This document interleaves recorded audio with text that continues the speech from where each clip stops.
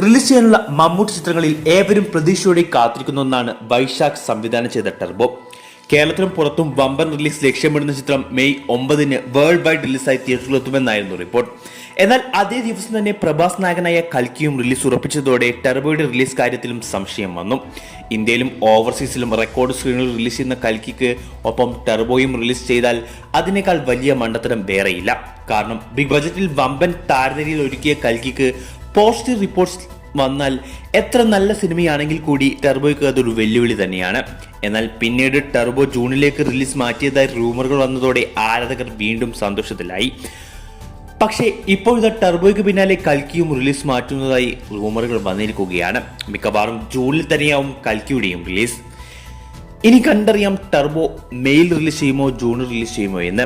കൽക്കിയുടെ release ജൂണിലേക്ക് മാറ്റിയാൽ ടർബോയ്ക്ക് ഇതിനേക്കാൾ മികച്ച റിലീസ് ഡേറ്റ് ഇനി കിട്ടാനില്ല എന്നതാണ് വസ്തുത. ഇതേക്കുറിച്ചുള്ള നിങ്ങളുടെ അഭിപ്രായം കമന്റ് ചെയ്യൂ.